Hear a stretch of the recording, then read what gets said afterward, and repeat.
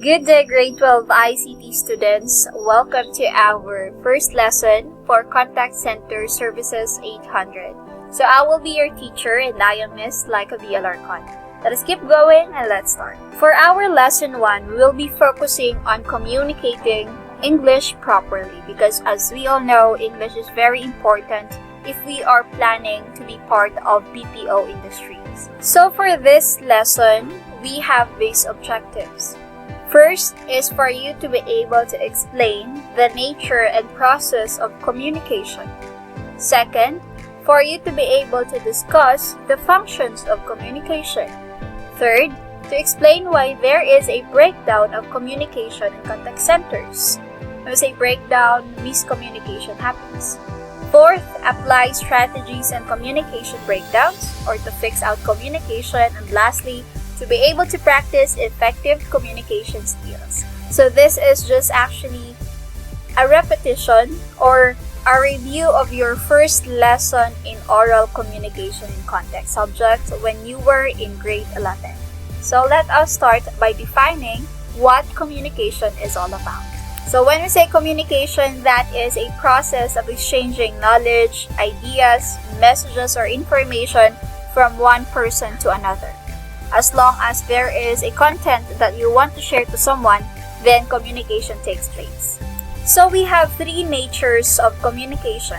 First, communication is a process. And what do we mean by process? When we say process, it is a step-by-step, it is continuous. So you exchange information from one person to another and that person would respond. So that is a process. Next, communication occurs between 2 or more people. You can talk to yourself. However, the most common thing that we do is we need someone or people to talk to. Lastly, communication can either be verbal. When we say verbal, you are using words. You are talking. Or through non-verbal communication, and that is through the use of actions, facial expressions, gestures. And we Filipinos are very known to be very expressive when we use non-verbal cues. Next, let us proceed with the 8 elements of communication. And first in line is the sender or the encoder. When we say sender or the encoder, he or she is the one talking in the conversation. He or she is the one sending out the message. Next, we have the message. When we say message, it refers to the content, the information, or the idea that we want to share. Next element is encoding. When we say encoding, it is the process of converting our thoughts into words. So the moment that you have think of a certain idea and you put it into words, you speak it out, then that's encoding. It happens inside your brain. Next, we have the medium. It isn't about sizes, okay? When we say medium, that refers to the channel of communication or the one that you use to communicate. Okay, medium or channel, they are just the same. So it could either be through face-to-face interaction, you are seeing the person whom you are talking to, or you can talk through phones, through chats, through laptop, through Zoom meeting. So those modes are considered as channel or medium of communication. Next element is decoding. When we say decoding, this is the process in which the receiver is now trying to interpret the message that he or she have received. So it also happens in your brain in which, let's say, your teacher have given you information and as a response, you will try to comprehend it. So that's decoding. Next, we also have the receiver. Of course, there will be no communication that might happen if you don't have any receiver. Receiver are the persons or the person which receives the message. And next, we have the noise or the barriers of communication. These are the things which blocks the communication to become effective. These barriers are actually the reasons why we have this misunderstanding in a certain conversation. Last, for the elements of communication, we had feedback. Feedback refers to the responses or the reactions of your receiver to your message. So we have now 5 functions of communication, or why do we use communication? To what extent? So we have control. And that's the first function of communication. We use communication if we wanted to control someone's behavior. Let's say we know that our best friend is doing something not good, then we will talk to that person. Next, we have for social interaction. For us to gain friends, we have to talk to them. We have to share our experiences so that we can know what we have something in common. Next, we have motivation. In order for us to motivate or encourage other people, we have to talk to them.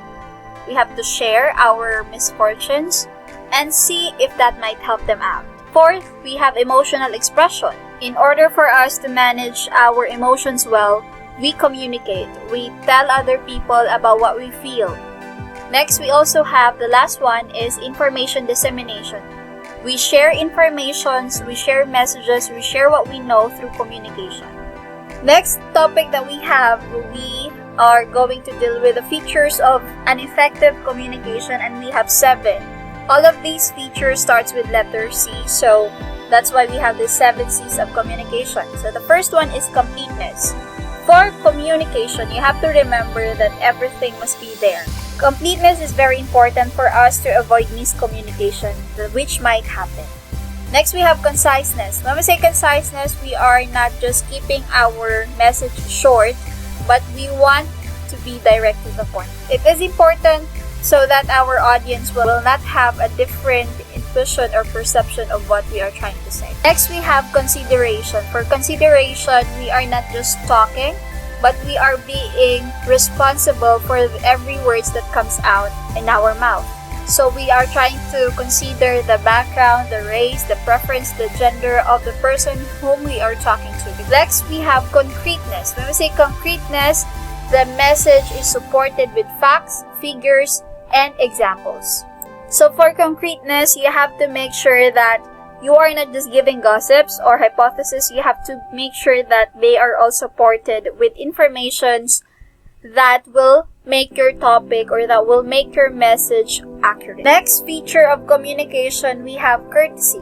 This is somehow similar to consideration, but for courtesy, you are saying or delivering the words that you want to deliver in a nice way, in a polite way, in a way in which you will not be able to hurt someone. So you are being courteous. The next one is clearness. We are trying to avoid jargons or terms which are not familiar to everyone, which are considered to be technical terms. So we are just using simpler terms for everyone to easily understand it. And the last feature of effective communication is correctness. So for correctness, we are trying to be grammarly correct at everything. So we are trying to avoid grammar lapses. We are trying to correct our stresses, and how we pronounce words, because this would help us to gain the trust of our customers as well. So just like what I have previously mentioned for elements, barriers are the things which blocks the communication and which causes miscommunication. So we have these different examples for barriers of communication, which includes jargons. Jargons are technical terms. Those are the terms that not everyone knows. Next, we have emotional barrier. Emotional barrier, if you are not emotionally prepared, let's say you are having a problem, you can't easily understand or focus on what the sender is trying to say. Next, we have the receiver's lack of attention or interest. If you are not interested with the lesson, basically you will not listen. You will not focus and you will not understand. Fourth, we have different perception. If everyone are different, he or she might receive the message in a different way. So the challenge lies on the one talking. You should be clear with your message. Next, we have language barrier or differences in language. As a speaker, you have to be mindful of the way you pronounce words. Next, we have expectations.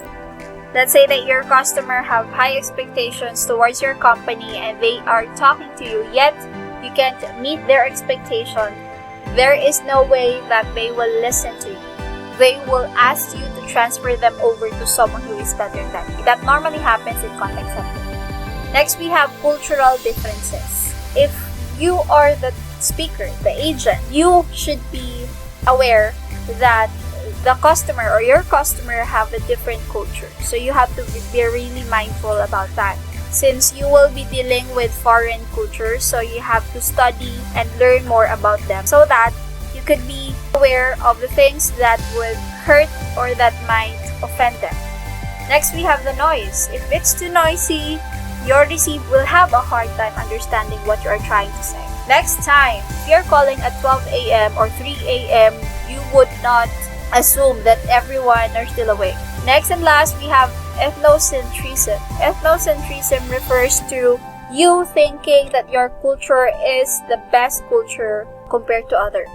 You think that you are the best compared to someone. So if you are hearing a person talking to you and you yourself know that you are better than that person, then you will not listen. So those are the barriers.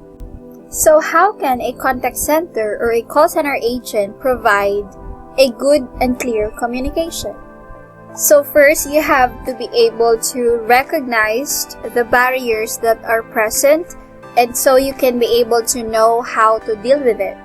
Next, you must be willing to listen to your customers, because if you are just going to jump into conclusion without listening to their further questions, then you might not be able to provide them with a quality customer service.